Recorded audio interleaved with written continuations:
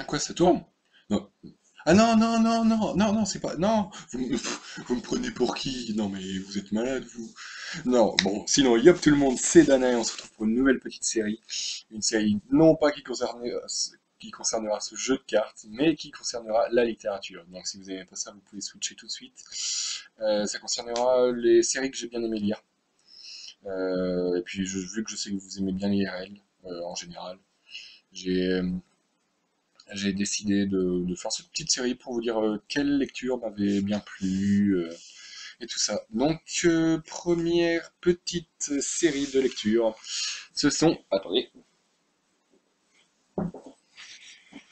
le tome 1, où il est là.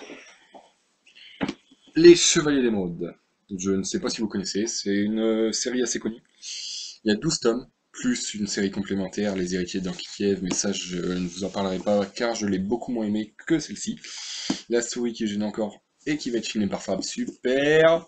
Donc les Chevaliers d'Émeraude, petite série science-fiction, enfin science-fiction, non pas trop, plus fantasy, fantastique, un peu tout ça. Donc les Chevaliers d'Émeraude, époque médiévale à peu près. À peu près, pourquoi à peu près? Époque médiévale tout court, avec un royaume assez vaste. Voilà, les territoires. Attendez. Les territoires inconnus ici. Là, c'est les royaumes qui vont nous intéresser. Là, c'est l'Empire Noir, c'est là où les ennemis habitent. Voilà.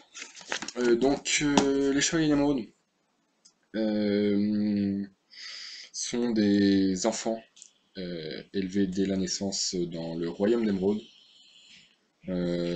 pour devenir des soldats magiciens.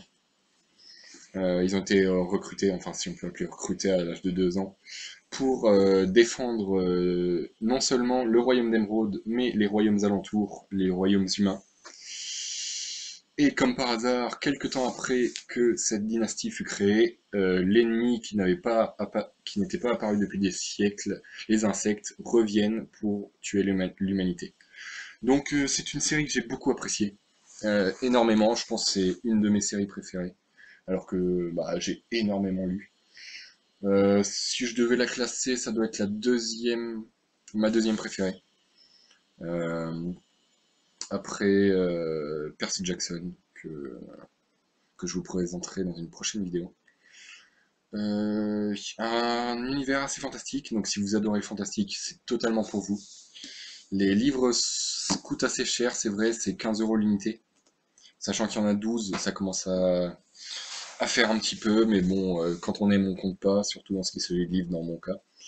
Excusez-moi encore, je filme toujours avec le logiciel de Nemo, comme ça se voit en dessus. Les Chevaliers d'Émeraude. Oui, donc 12 tomes au cours duquel les personnages vont évoluer. Au début, ils sont de jeunes chevaliers qui prennent des écuyers. Et ils ne sont que 7. 6 hommes et une femme qui décident de combattre l'Empire Noir pour l'humanité et pour sauver la race humaine. Et s'en suivra des nombreuses péripéties, comme l'apparition d'une princesse mystérieuse qui est en fait la fille de l'empereur des insectes, mais qui pourrait représenter le plus grand espoir de l'humanité. Donc c'est très bien écrit, je trouve, c'est enfin très bien traduit, parce que c'est pas français, c'est excellemment écrit, je trouve, c'est pas un fantastique vite fait.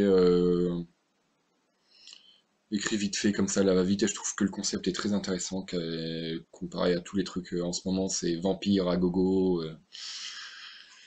vampire partout, et là, ça m'a fait du bien de... Bah, ça fait longtemps qu'elle a commencé cette série, je l'ai acheté en 2007. Le premier tome date de 2007. Donc oui, ça fait déjà... On est en 2014, ça fait déjà un bon petit moment. Mais je ne me lasse pas de la relire, et c'est une série que je vous conseille, donc j'ai tous les tomes. Le tome 2. Je trouve que les couvertures sont très bien faites. Donc ça, là, vous pouvez voir le sorcier de l'Empereur Noir. Le tome 3, où vous pouvez voir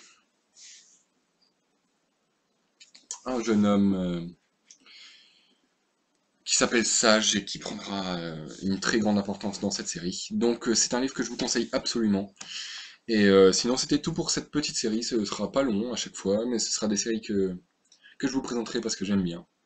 Et donc salut tout le monde, c'était Dada, et on se retrouve pour une prochaine vidéo.